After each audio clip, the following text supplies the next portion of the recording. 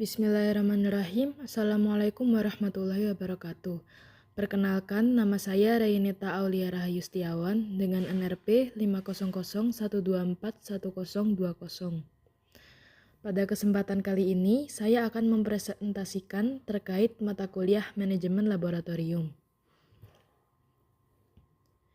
Yang pertama adalah Introduction. Apa itu mata kuliah manajemen laboratorium? Yaitu mata kuliah yang membahas prinsip, konsep, dan penerapan pengelolaan laboratorium secara sistematis dan profesional. Singkatnya adalah mata kuliah yang difokuskan pada pemahaman fungsi laboratorium sebagai sarana pendidikan, penelitian, dan pengujian yang harus dikelola dengan memperhatikan aspek keselamatan, mutu, dan standarisasi. Berikutnya merupakan capaian pembelajaran. Diharapkan, mahasiswa yang mengikuti mata kuliah manajemen laboratorium mampu untuk menerapkan pemikiran logis, kritis, sistematis, dan inovatif pada bidang sains, menunjukkan kinerja mandiri, bermutu, juga terukur, mengambil keputusan secara tepat berdasarkan analisis data dan informasi, bertanggung jawab terhadap hasil kerja, serta mampu melakukan supervisi dan evaluasi.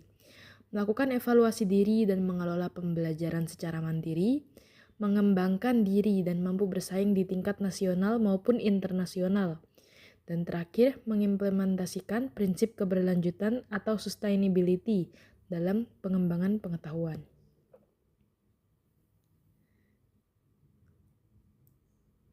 Berikutnya adalah capaian pembelajaran mata kuliah atau CPMK. Yang pertama, memahami konsep dan pengelolaan laboratorium secara umum, mengelola laboratorium sesuai standar ISO IEC 17025 tahun 2017, menerapkan keselamatan kerja dan penanganan bahan, memahami sistem standarisasi dan manajemen mutu laboratorium, menjelaskan sistem dokumentasi dan keterlusuran pengukuran, dan terakhir memahami ketidakpastian pengukuran dan sistem inventory laboratorium. Pokok bahasan yang akan dipresentasikan berikutnya adalah: pertama, pengertian dasar laboratorium, keselamatan kerja, penanganan bahan beracun dan berbahaya, sistem standarisasi laboratorium, persyaratan teknis dan mutu laboratorium, sistem dokumentasi dan keterlusuran, ketidakpastian pengukuran, dan juga sistem inventory. Apa itu laboratorium? Yaitu suatu tempat atau fasilitas yang digunakan untuk melakukan kegiatan untuk praktikum, penelitian, pengujian, dan juga pengembangan ilmu pengetahuan. Biasanya dilengkapi peralatan, bahan, serta sistem kerja yang sudah dirancang untuk mendukung aktivitas keilmiahan secara aman dan terkontrol. Laboratorium berdasarkan fungsinya dibedakan menjadi beberapa jenis. Yang pertama adalah pendidikan, penelitian, dan pengujian, juga laboratorium untuk kalibrasi. Setiap jenis memiliki tujuan dan standar pengelolaan yang berbeda sesuai kegiatan yang dilakukan. Maka dari itu diperlukan manajemen yang baik agar seluruh kegiatan dapat berjalan secara efektif, aman, dan memiliki data yang berkualitas. Berikutnya merupakan keselamatan kerja, yaitu upaya untuk melindungi pengguna dari potensi bahaya yang dapat menyebabkan kecelakaan. Penerapan keselamatan dan kesehatan kerja atau yang biasa disebut K3 punya tujuan untuk menciptakan lingkungan laboratorium yang aman, tertib, dan kondusif.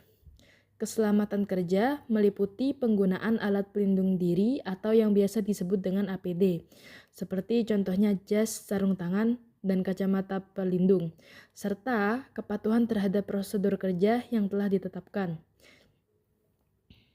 Dengan menerapkan K3, resiko kecelakaan dapat diminimalkan dan kegiatan dapat berlangsung secara aman dan juga efisien. Berikutnya adalah penanganan bahan beracun dan berbahaya. Apa itu bahan beracun dan berbahaya? Yaitu merupakan bahan yang dapat menimbulkan dampak negatif terhadap manusia dan lingkungan bila tidak ditangani dengan benar. Penanganannya meliputi Yang pertama, penyimpanan yang sesuai. Kedua, pemberian label yang jelas. Ketiga, penggunaan pelindung diri saat bekerja. Untuk poin kedua, menurut saya adalah poin yang sangat krusial, karena bila salah label, maka dapat menimbulkan sesuatu yang sangat fatal.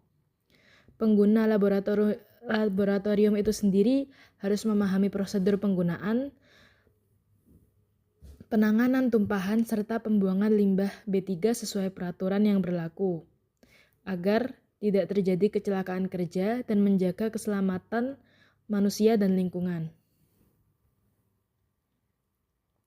Nah, untuk memastikan laboratorium itu terjamin secara konsistensi, keakuratan, dan keandalan hasilnya, maka harus dilakukan standarisasi.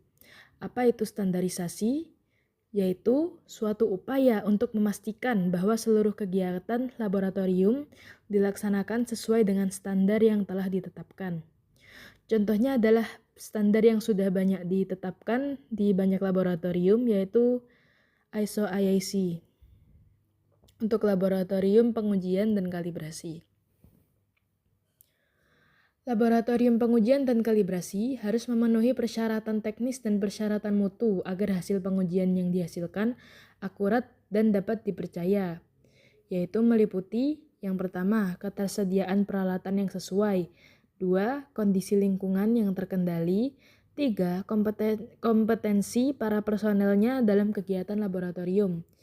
Selain itu, persyaratan mutu mencakup penerapan sistem manajemen mutu yang terstruktur seperti prosedur operasional standar, pengendalian dokumen, dan evaluasi kinerja laboratorium. Pemenuhan kedua, persyaratan tersebut sangat penting untuk menjamin konsistensi hasil pengujian dan meningkatkan kepercayaan terhadap layanan laboratorium. Berikutnya, sistem dokumentasi dan keterlusuran pengukuran pada laboratorium pengujian. Sistem dokumentasi adalah bagian penting dalam pengelolaan laboratorium karena ia berfungsi sebagai bukti tertulis dari seluruh kegiatan yang sudah dilakukan.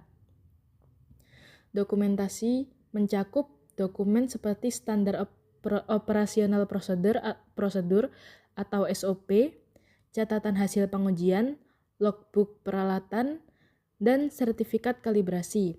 Keterlusuran pengukuran adalah kemampuan untuk mengaitkan hasil pengukuran dengan standar acuan melalui rantai kalibrasi yang tidak terputus. Dengan adanya sistem dokumentasi dan keterlusuran yang baik, hasil pengujian dapat dipertanggungjawabkan dan memenuhi persyaratan mutu laboratorium.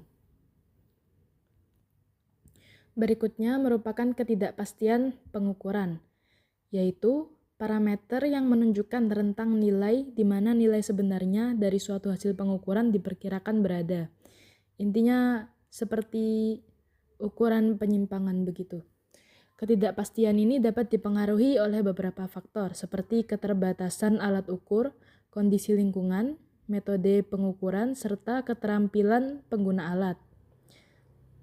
Penentuan ketidakpastian sangat penting karena itu berkaitan dengan keandalan dan kualitas hasil. Dengan mengetahui nilai ketidakpastian, hasil pengukuran dapat diinterpretasikan secara lebih akurat dan dapat lebih dipertanggungjawabkan secara ilmiah.